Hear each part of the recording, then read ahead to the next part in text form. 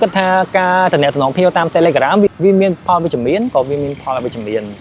rồi ngàyนี้ខ្ញុំប្រើវិធីសាស្ត្រពីរគឺទី1តាក់ទងភ្ញៀវតាម Telegram ហើយទី2គឺខ្ញុំ call តាមលេខទូរស័ព្ទដៃផ្ទាល់ហេតុអីបានខ្ញុំតាក់ទងភ្ញៀវតាម Telegram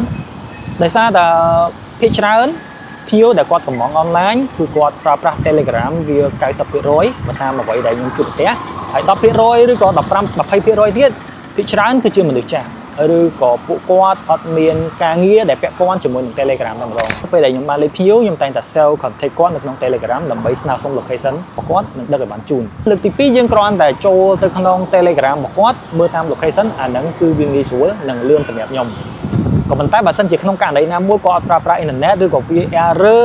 នៅក្នុងករណីចាំបាច់វិធីដោះស្រាយគឺមានតែ call តាមលេខដៃតែមួយគត់វាគឺជារបៀបដែលខ្ញុំធ្វើការរាល់ថ្ងៃជាអ្នកដឹងជូនគឺខ្ញុំតែងតែអត្ថភាពមុនគេបំផុតហ្នឹងគឺប្រើប្រាស់ Telegram បងប្អូនទាំងអស់គ្នាគិតថាវាស្មុគស្មាញវាច្រើននៅចាំគាត់តម្លាក់ location ឲ្យទៀតអញ្ចឹងវិធីដោះតហ្នឹងគឺមានតែ call តាមលេខដៃទេវិធីតែពីរនេះគឺខ្ញុំមិនអាចប្រើតែមួយបានទេគឺខ្ញុំប្រើទាំងពីរទៅតាមកលៈទេសៈហើយបើសិនជាបងប្អូនគិតថាមានវិធីសាស្ត្រណាដែលល្អជាងនេះអាចជួយ comment នៅក្នុងវីដេអូនេះបាន